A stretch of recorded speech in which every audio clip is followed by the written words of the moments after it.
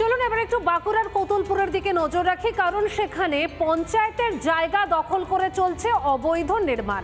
ভূমি দপ্তরের তরফ থেকে চিঠি পাঠানো হলেও সেই নির্মাণ কাজ বন্ধ হয়নি। যার বিরুদ্ধে অভিযোগ, অবশ্যই সেই অভিযুক্ত শাসক নেতা। তার গাজোয়ারি এতটাই, চিঠি পাওয়ার পরেও নির্মাণ কাজ বন্ধ করেনি।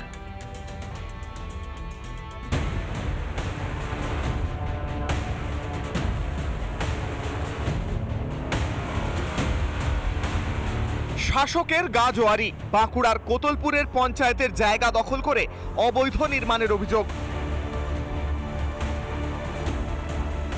যেটা বিজেপির পক্ষ থেকে অভিযোগ করা হয়েছে কোতুলপুর বিএলআর অফিসে, যে এখানে যে বাড়িটি নির্মাণ হচ্ছে, অর্থাৎ যে বাড়িটির ছবি আমি তুলে ধরছি, এই বাড়িটি যেটা নির্মাণ হচ্ছে এটা এখানকার স্থানীয় তৃণমূলের বুথ সভাপতি নির্মাণ করছেন, এমনটাই কিন্তু বিজেপির পক্ষ থেকে অভিযোগ করা হয়েছে।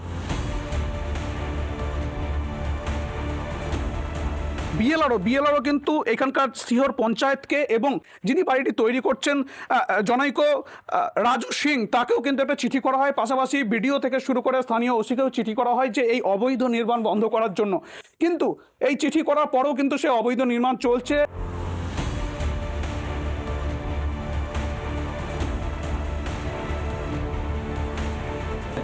পঞ্চায়েতই হচ্ছে ওই জায়গার মালিক।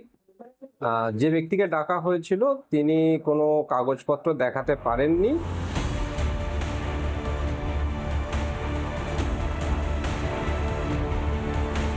স্থানীয় তৃণমূলের বুথ সভাপতি এবং এখানকার যিনি স্থানীয় তৃণমূলের অঞ্চল সভাপতি আছে অর্থাৎ বিশ্বজিৎ সেন, তার মদতে নাকি এই বাড়ি তৈরি হচ্ছে, এমনটাই কিন্তু বিজেপির পক্ষ থেকে অভিযোগ করা হচ্ছে।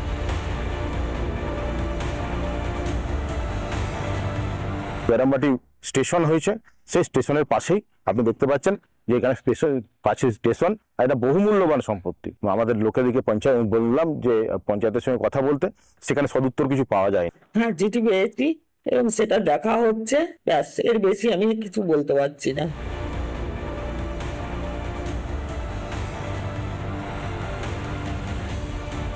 আজকে আদৌ বন্ধ হবে নাকি সম্পূর্ণ হবে, নাকি অবৈধ নির্মাণ ভেঙে ফেলা হবে প্রশাসনের পক্ষ থেকে, সেটাই কিন্তু এখন সব থেকে বড় প্রশ্ন। বাঁকুড়া থেকে মৃন্ময় পান, রিপাবলিক বাংলা।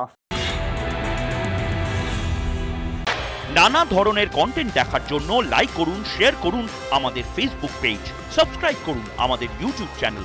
পাশাপাশি অন্যান্য ব্রেকিং নিউজের জন্য অবশ্যই চোখ রাখুন রিপাবলিক বাংলায়।